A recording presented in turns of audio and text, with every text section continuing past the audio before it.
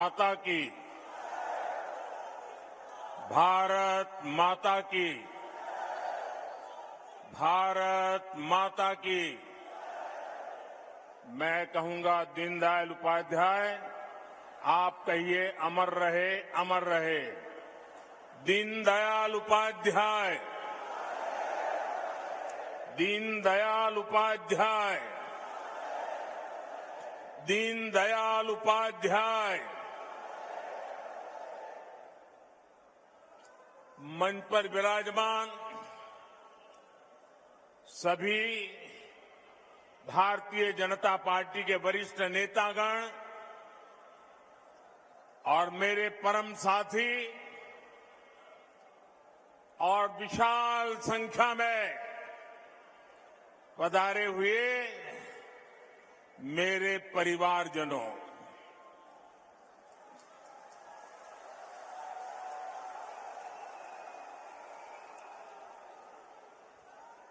ये जन सैलाब, ये उमंग, ये उत्साह, ये कार्यकर्ता का महाकुंभ, महासंकल्प बहुत कुछ कहता है। ये दिखाता है कि मध्य प्रदेश के मन में क्या है।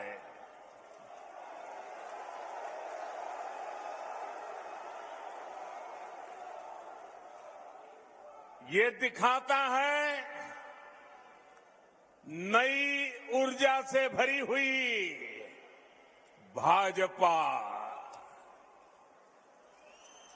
ये दिखाता है भाजपा का और भाजपा के हर कार्यकर्ता का बुलंद हौसला।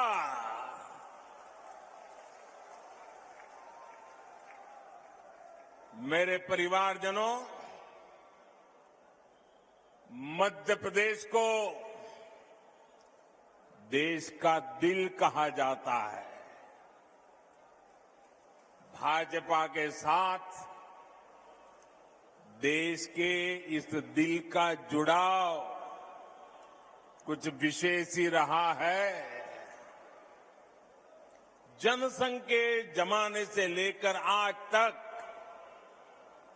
भाजपा को एमपी के लोगों ने हमेशा भरपूर आशीर्वाद दिया है।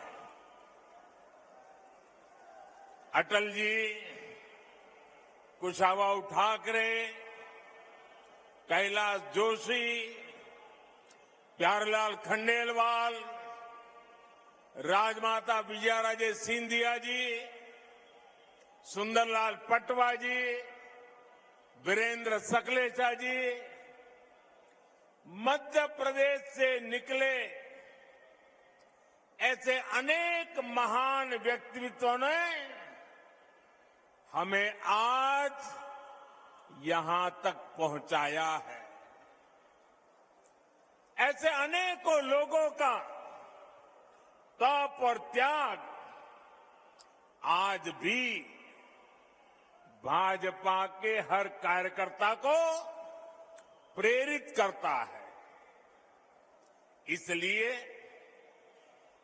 मध्य प्रदेश सिर्फ भाजपा के विचार का ही नहीं, बल्कि विकास के विजन का भी महत्वपूर्ण केंद्र है।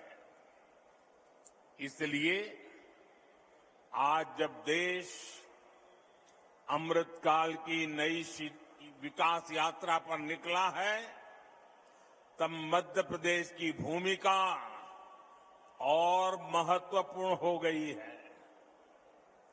मेरे परिवारजनों, मध्य प्रदेश में भाजपा की सरकार को लगभग 20 साल पूरे हो चुके हैं।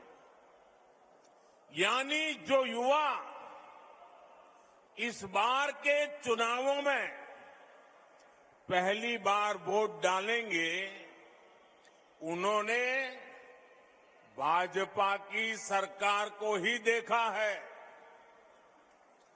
ये युवा सौभाग्यशाली है कि इन्होंने एमपी में कांग्रेस का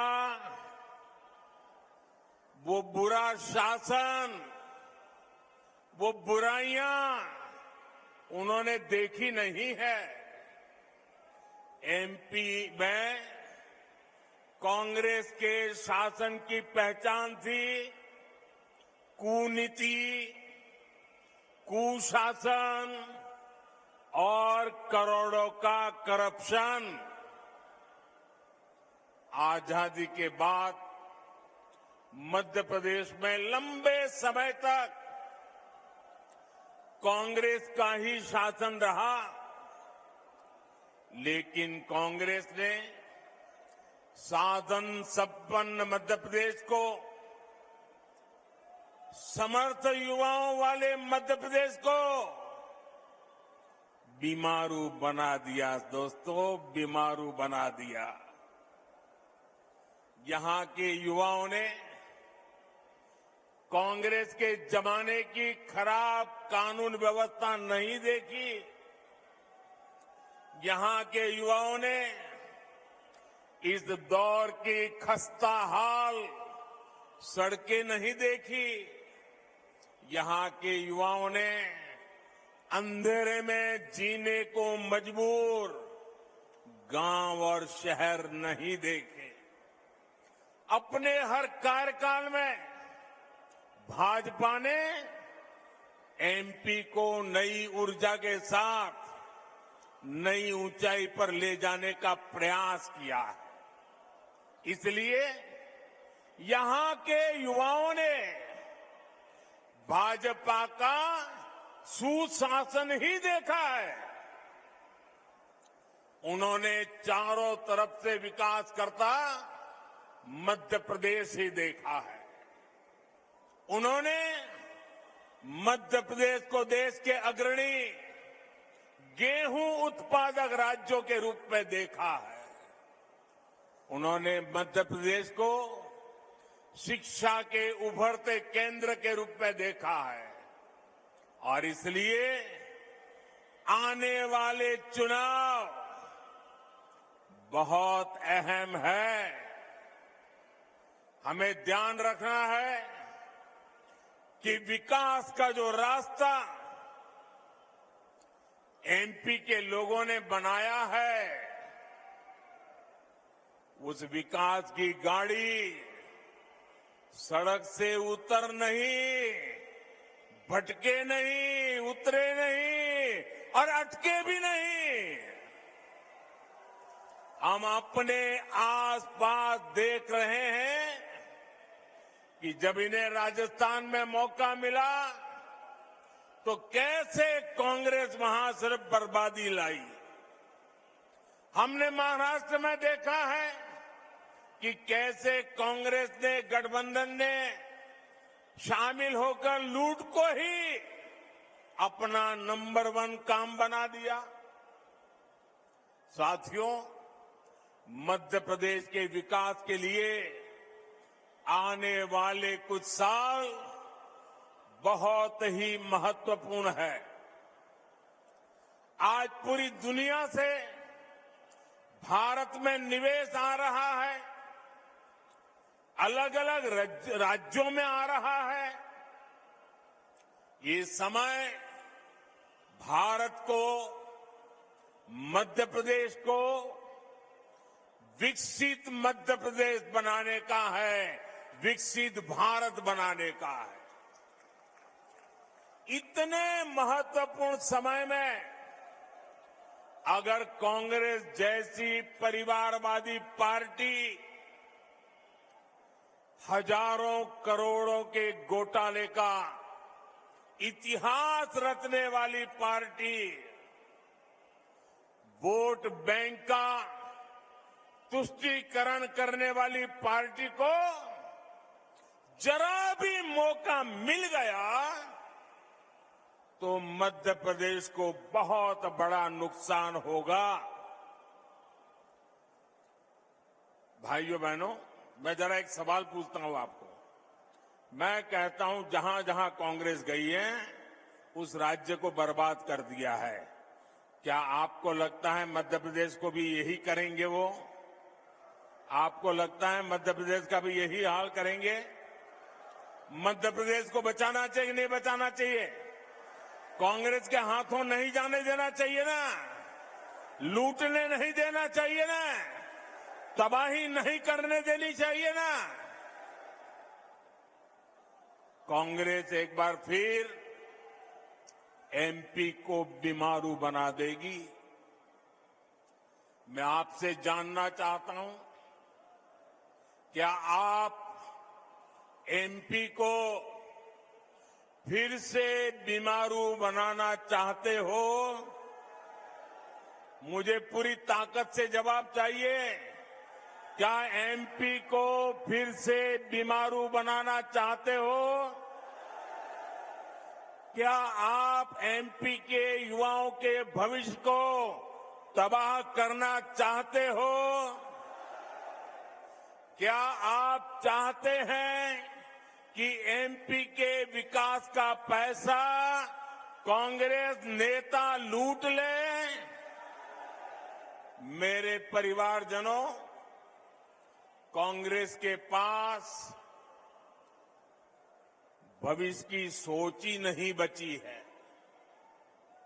कांग्रेस जंग लगा हुआ वो लोहा है जो बारिश में रखे रखे खत्म हो जाता है।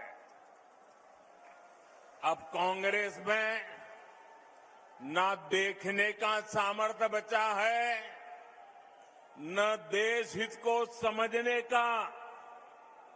इसलिए आप देखेंगे, साथियों, आपका उत्साह मेरे सर आंखों पर। बहुत बहुत धन्यवाद आपके प्यार के लिए, बहुत धन्यवाद। दोस्तों, आपका प्यार ही मेरी ताकत है। बहुत बहुत धन्यवाद आपके प्यार के लिए, बहुत धन्यवाद दोस्तों। साथियों, आप देखेंगे कि कांग्रेस विकसित भारत से जुड़े हर प्रोजेक्ट की आलोचना करती है। आपको याद होगा, कांग्रेस ने डिजिटल इंडिया का भी विरोध किया था। आज भारत के यूपीआई से पूरी दुनिया मंत्रमुग्ध है। भारत में रिकॉर्ड डिजिटल लेन देन हो रहे हैं, लेकिन कांग्रेस को ये भी पसंद नहीं है। साथियों, भाजपा आज आधुनिक सड़कें, आधुनिकतम सड़कें, चौड़े हाईवे, एक्सप्रेसवे बना रहा है, लेकिन कांग्रेस इसकी आलोचना करती है। भाजपा आज वंदे भारत जैसी आधुनिक ट्रेनें ला रही है, स्टेशनों का कायाकल्प कर रही है। भोपाल के रानी दुर्गावती रेलवे स्टेशन की प्रशंसा हर कोई कर रहा है। ये भी कांग्रेस को नहीं पच रहा है। भाजपा बुलेट ट्रेन पर काम कर रही है, इसकी भी कांग्रेस आलोचना करती है। भाजपा सरकार ने नया भव्य संसद भवन बनाया, आने वाली सदियों तक देश की सेवा करे, ऐसा भारत का अपना संसद भवन बना। पूरा देश इसकी भूरी भूरी प्रशंसा कर रहा है, लेकिन कांग्रेस ने पहले दिन से ही विरोध करना शुरू कर दिया। अब भी नकारात्मकता फैला रहा है कांग्रेस वाले। भारत कुछ भी नया करे, भारत कोई भी उपलब्धि हासिल करे, कांग्रेस को बिल्कुल पसंद नहीं आता है। मैं जरा मध्य प्रदेश के लोगों से पूछ रहा हूं, जवाब देंगे आप? एक सवाल पूछ रहा हूं, जवाब देंगे? आप मुझे बताइए, देश का नाम रोशन हो तो आपको खुशी होती है कि नहीं होती है? देश की इज्जत बढ़े तो आपको खुशी होती है कि नहीं होती है? देश का मान बढ़े तो आपको गौरव होता है कि नहीं होता है? आपको होता है, कांग्रेस वालों को नहीं होता है।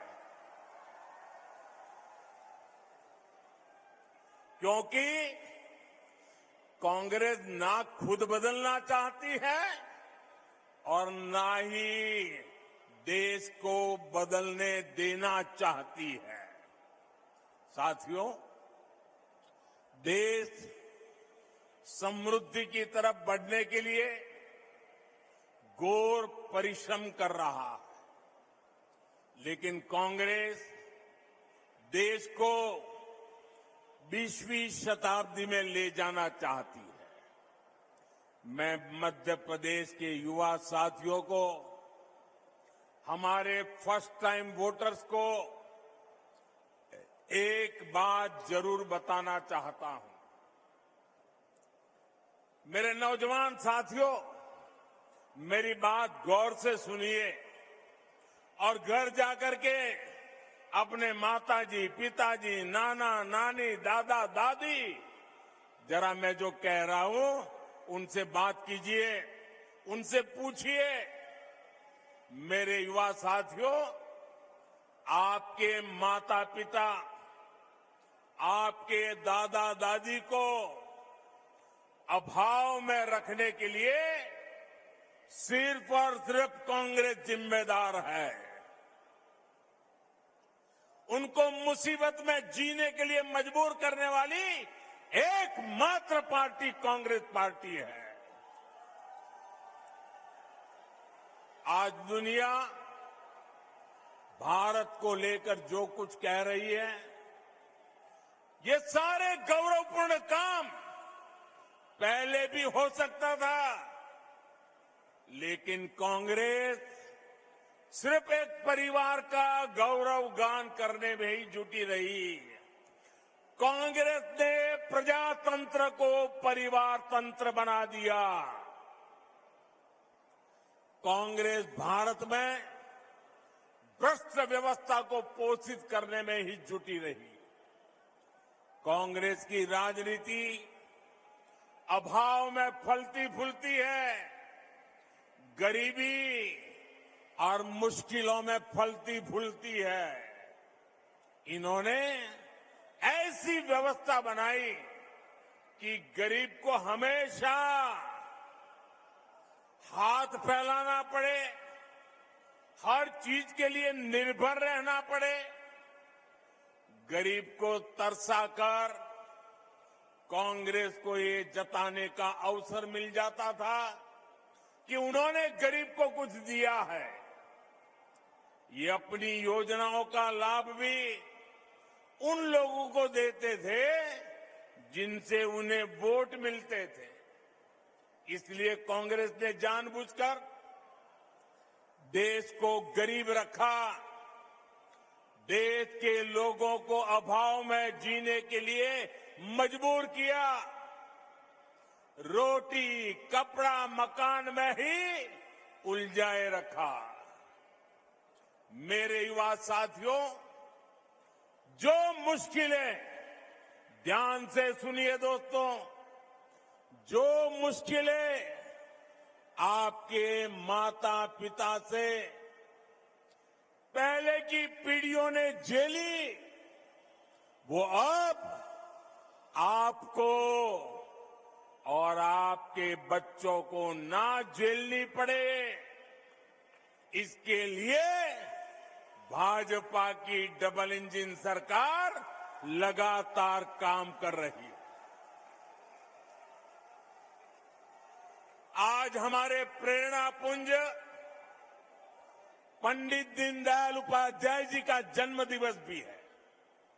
पंडित जी ने सुशासन को अंत्योदय से जोड़कर देखा, समाज के अंतिम व्यक्ति के विकास को प्राथमिकता दी। अंत्योदय की यही प्रेरणा सबका साथ, सबका विकास, सबका विश्वास और सबका प्रयास, उस मंत्र में पंडित दीनदयाल उपाध्याय जी का चिंतन है। वो हमें प्रेरित करती है। बीते 9 वर्षों में हमने जो भी योजनाएं बनाई, उनके मूल में यही भावना है। भाजपा ने गरीबों, महिलाओं, शोषितों, वंचितों, एससी, एसटी, ओबीसी को विकास का सबसे बड़ा लाभार्थी बनाया है।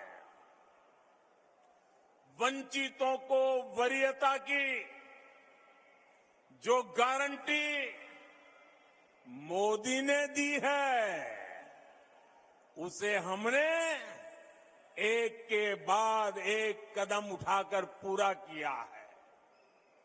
हमने गरीब का जीवन बेहतर करने के लिए प्रयास किए, प्रामाणिक प्रयास किए। समाज में जो अभाव था, उसको दूर किया। और जानते हैं इसका नतीजा क्या मिला है? मैं आपसे एक बात पूछूं? पूछूं? आप जवाब देंगे? पूरी ताकत से जवाब देंगे? वहां के दूर दूर के लोग भी देंगे? आपको पता है ना कि कांग्रेस ने 50 साल पहले गरीबी हटाओ का नारा दिया था। मैं फिर आपसे पूछूंगा, 50 साल पहले गरीबी हटाओ का नारा किसने दिया था? किसने दिया था? किसने दिया था? क्या कांग्रेस ने अपना वायदा पूरा किया? कांग्रेस ने वादा पूरा किया? अब मैं आपको एक और आंकड़ा बताना चाहता हूं। बताऊं? आंकड़ा याद रखोगे? पक्का याद रखोगे? सुनिएगा, ये आंकड़ा है 13.5 करोड़। कितना? कितना? कितना? जरा जोर से बोलिए, कितना? 13.5 करोड़।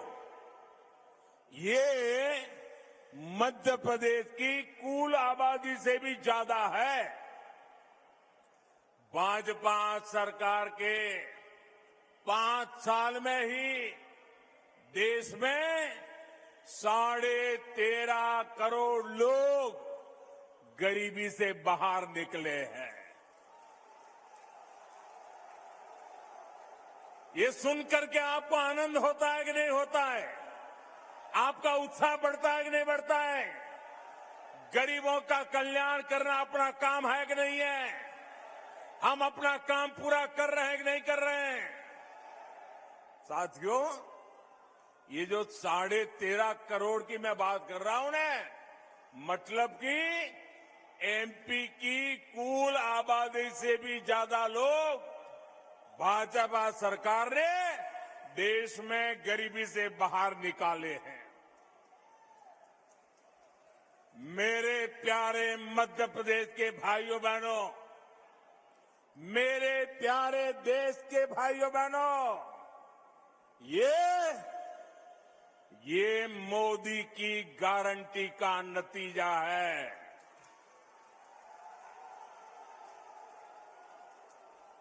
और जब मोदी गारंटी देता है,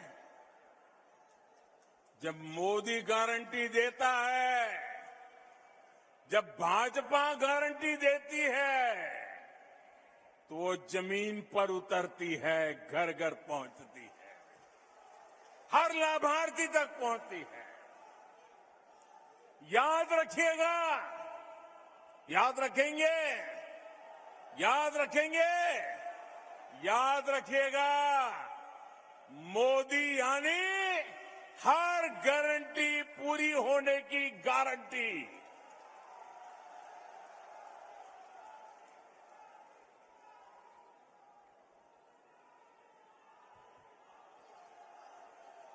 मेरे परिवारजनों, आज यहां बड़ी संख्या में मेरी बहनें और बेटियां आई हुई हैं। मैं मध्य प्रदेश की बहनों को याद दिलाने आया हूं कि मोदी ने आपको जो गारंटी दी थी, वो भी पूरी हो गई है। कुछ दिन पहले ही लोकसभा और राज्यसभा में माताओं, बहनों, बेटियों के लिए 33% सीटें आरक्षित करने का कानून पारित हुआ। नारी शक्ति वंदन अधिनियम देश ने नया इतिहास रच दिया है। दशक से देश की माताएं, बहनें इसका इंतजार कर रही थी, बल्कि ये तक कहा जाने लगा कि शायद ये कभी नहीं हो पाएगा। आखिर मोदी है तो हर गारंटी पूरी होने की गारंटी है। लेकिन भाइयों और बहनों, आज मैं मध्य प्रदेश सहित पूरे देश की बहनों को सावधान भी करना चाहता हूं। कांग्रेस और उसके नए घमंडिया गठबंधन ने मजबूरी में इस बिल का समर्थन बहुत खट्टे मन से किया है, बहुत बेमन से किया है। ये खट्टापन उनके बहानों में दिखाई देता है। और आप देखिए कि इनके गठबंधन में जितने लोग हैं, वही लोग हैं जिन्होंने 30 साल तक इस कानून को पारित नहीं होने दिया। पार्लियामेंट में हुड़दंग किया, बिल फाड़ दिए, स्पीकर पे हमले बोल दिए, और अब जब मजबूरी में उंगली उठानी पड़ी है, उनको लगता है कि अब देश की माताएं, बहनें उनके चरित्र को जान गई हैं, तो अब क्या शुरू किया? ये क्यों नहीं है, वो क्यों नहीं है, ऐसा क्यों है, वैसा क्यों नहीं। उनको नारी शक्ति वंदन अधिनियम का मजबूरी में समर्थन इसलिए करना पड़ा क्योंकि मेरी माताएं, बहनें जग गई हैं। मेरी माताओं, बहनों का हौसला बुलंद है।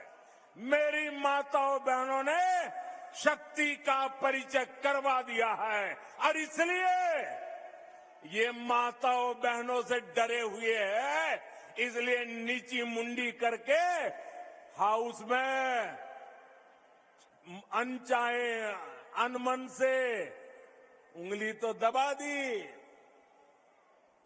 बीते 9 वर्षों में जिस तरह भारत की महिला सशक्त हुई है, उसे देखकर इन दलों की हिम्मत नहीं हुई कि नारी शक्ति अधिनियम का विरोध कर पाए, वरना उन्होंने तो दशकों तक देश में सरकारें चलाई है, भारी बहुमत से सरकारें चलाई है। तब क्यों नहीं कानून बनाया? जो बहाने ये आज बना रहे हैं, तब क्यों नहीं ये सब कुछ कर दिया? सच्चाई ये है कि इनकी नीयत में खोट है।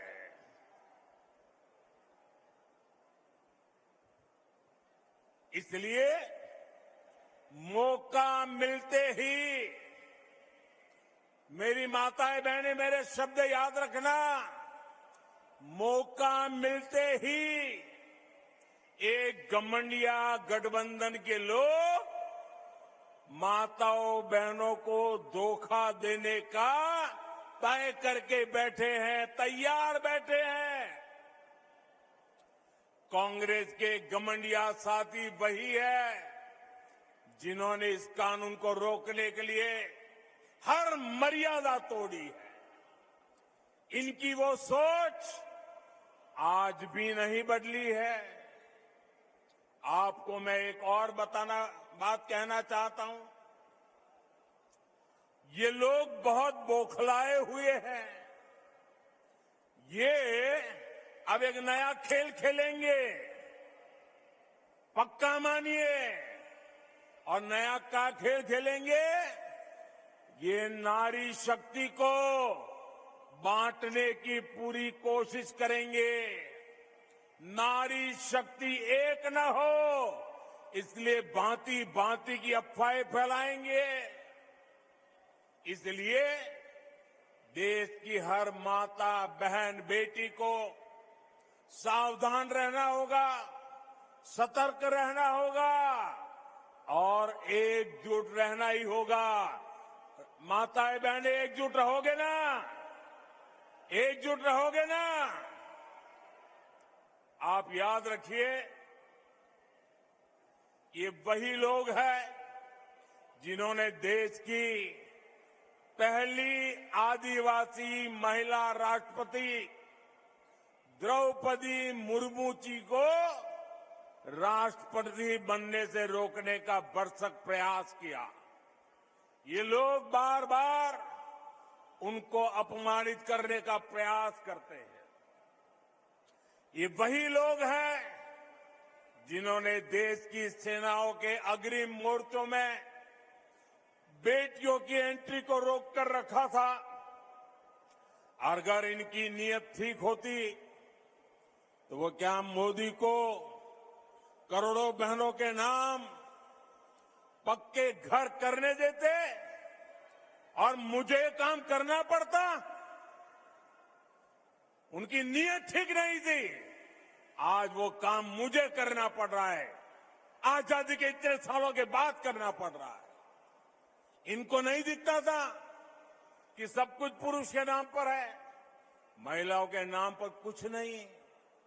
अगर इनकी नीयत महिला हित की होती तो क्या मोदी को आकर के करोड़ों टॉयलेट बनाने पड़ते? क्या टॉयलेट नहीं बना सकते थे लोग? वो काम भी मुझे करना पड़ा। उनकी नीयत में खोट थी। अंधेरे का इंतजार करती माताओं बहनों को देखकर इनकी आंखों में क्यों पानी नहीं आता था?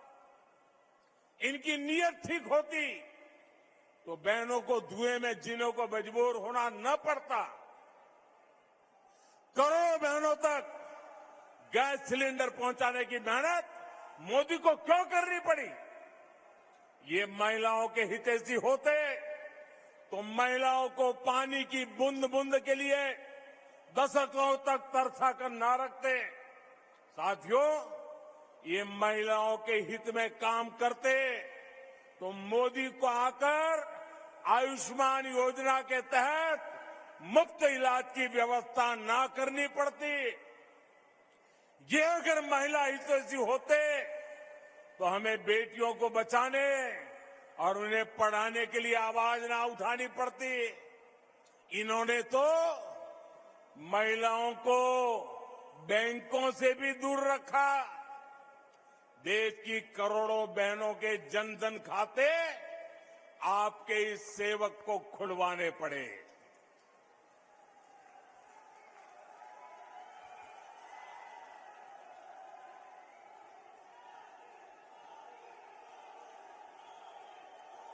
हमारी कोशिश यही थी कि बहनों की समृद्धि का रास्ता खुले, बेटियां अपने पैरों पर खड़ी हो सके। इसलिए मैं देश के हर माता, बहन, बेटी से कहूंगा कि कोई कितनी भी कोशिश कर ले, आपको भ्रमित नहीं होना है।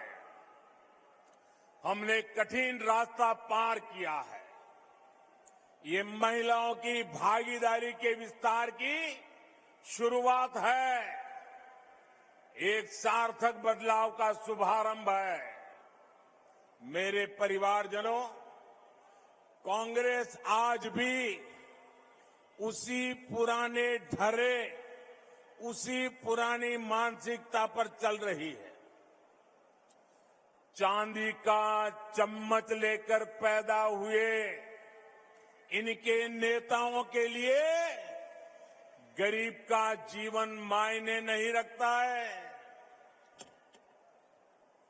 कांग्रेस नेताओं के लिए गरीब का जीवन एक एडवेंचर टूरिज्म है।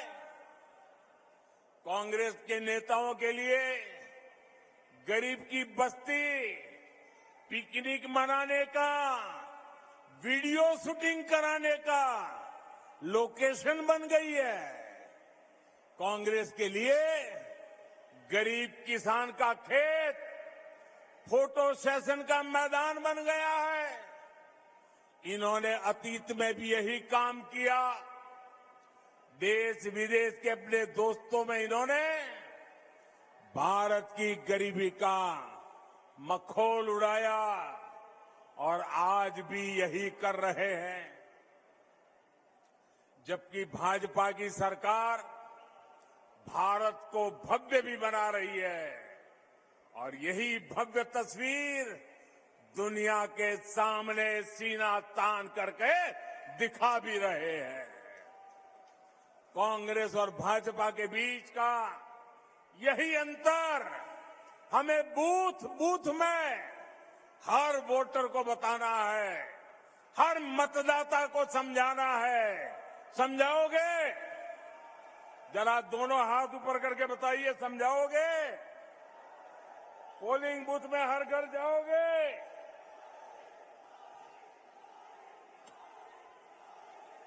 हर किसी को बताओगे? एक एक बात बताओगे? साथियों, मोदी का मिजाज भी अलग है, मेहनत भी अलग है और मिशन भी अलग है। मेरे लिए देश से बड़ा, देशवासियों से बड़ा कुछ भी नहीं है। मैं अभावों में रहा हूं, लेकिन अपने देश को अभावों में नहीं रहने दूंगा।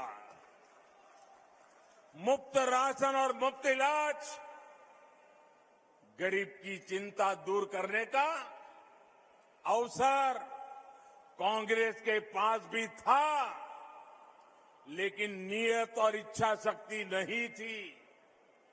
बेईमानी और भ्रष्टाचार की नियत अच्छे काम करने से उन्हें रोकती थी।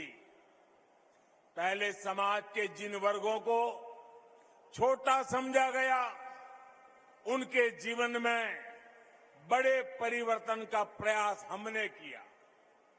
गरीब से गरीब को गुणवत्ता का जीवन मिले, आज देश में इसके लिए काम किया जा रहा है। कुछ दिन पहले ही पीएम विश्वकर्मा योजना शुरू हुई।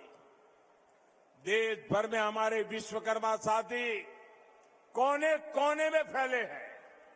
कोई गांव ऐसा नहीं होगा जहां कोई न कोई विश्वकर्मा परिवार न रहता हो। अपनी परंपरा, अपनी कला, अपनी उपयोगिता के लिए जाने जाने वाले ये साथी हर समाज में है। लेकिन कांग्रेस ने उन्हें क्या दिया? कांग्रेस ने उन्हें अपने हाल पर छोड़ दिया था। आपने एक वोट देकर इस सेवक को आपकी सेवा करने का अवसर दिया।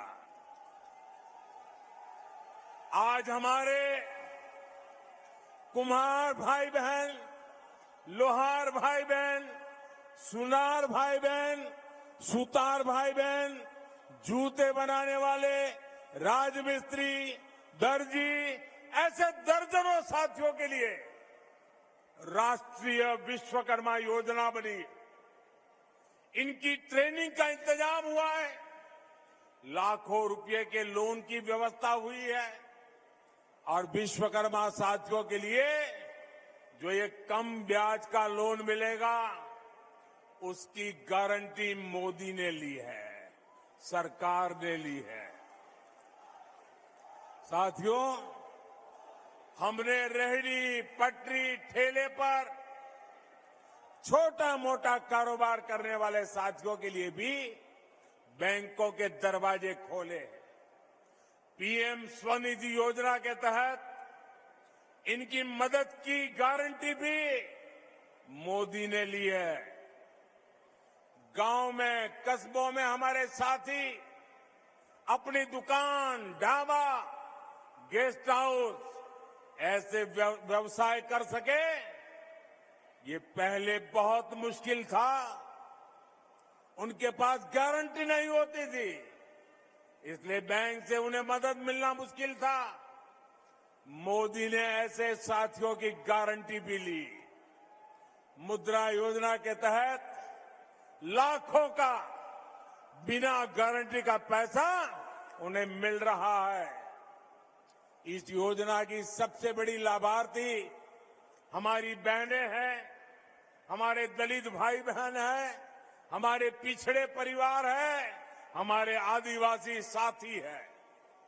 हमारे छोटे किसानों, पशुपालकों और मछुआरों की तो सरकारी नीतियों में पूछ ही बहुत कम होती थी। कांग्रेस की सरकारें वोट पाने के लिए किसानों को लोन माफी की झूठी गारंटी देती रही है, लेकिन छोटे किसानों, पशुपालकों के लिए तो बैंक से लोन लेना असंभव था। वे तो छोटी छोटी जरूरतों के लिए बाजार से महंगा ब्याज लेते थे, महंगे ब्याज पर पैसे लेते थे। इसलिए आपके इस सेवक ने पीएम किसान सम्मान निधि के तहत छोटे किसानों की भी गारंटी ली। जब पीएम किसान योजना हमने शुरू की थी, तब कांग्रेस ने इसको लेकर कितना झूठ फैलाया था। कहा जाता था कि चुनाव होने के बाद मोदी ये पैसे वापस ले लेगा, लेकिन पीएम किसान सम्मान निधि 5 साल से निरंतर चल रही है। कोरोना काल में जब सब कुछ रुक गया था, तब भी ये नहीं रुकी, क्योंकि हमारी सरकार ने डायरेक्ट आपके खाते में पैसा भेजने का प्रावधान किया है। अभी तक 2.5 लाख करोड़ रुपए से अधिक देश भर के किसानों के मिल चुका है। इसमें मध्य प्रदेश के हर किसान के बैंक खाते में करीब 30,000 रुपए, हर एक किसान के खाते में 30,000 रुपए तक पहुंचे हैं। भाजपा सरकार ने छोटे किसानों के साथ ही पशुपालकों और मछुआरों को भी किसान क्रेडिट कार्ड जैसी सुविधा दी है। मेरे परिवारजनों, मध्य प्रदेश में हमारी धरोहर के दर्शन होते हैं। देवी अहल्याबाई और रानी दुर्गावती सहित हमारे अनेक पूर्वजों ने भारत की विरासत को समृद्ध करने में भूमिका निभाई। लेकिन कांग्रेस और उसका घमंडिया गठबंधन हमारी इस विरासत को, सनातन को समाप्त करना चाहता है। इसलिए भी ऐसे दलों से मध्य प्रदेश को बहुत सावधान रहना होगा। साथियों, आज मैं देश के लोगों को, मध्य प्रदेश के लोगों को एक और बात बताना चाहता हूं। कांग्रेस ने अपनी सारी इच्छा शक्ति खो दी है। हम देखते हैं कि कुछ समय से कांग्रेस के जमीन से जुड़े नेता चुपचाप मुंह पर ताला लगाकर बैठ गए हैं। कांग्रेस पहले बर्बाद हुई, अब बैंकरप्ट हुई और अब कांग्रेस ने अपना ठेका दूसरों को दे दिया है। कांग्रेस को अब कांग्रेस के नेता नहीं चला रहे। अब कांग्रेस एक ऐसी कंपनी बन गई है, नारों से लेकर नीतियों तक हर चीज आउटसोर्स कर रही है। और ये ठेका किसके पास है जानते हैं? कांग्रेस का ठेका अब कुछ अर्बन नक्सलियों के पास है। कांग्रेस में अब अर्बन नक्सलियों की ही चल रही है। ये ग्राउंड पर कांग्रेस का हर कार्यकर्ता महसूस कर रहा है। इसलिए कांग्रेस जमीन पर भी लगातार खोखली हो रही है।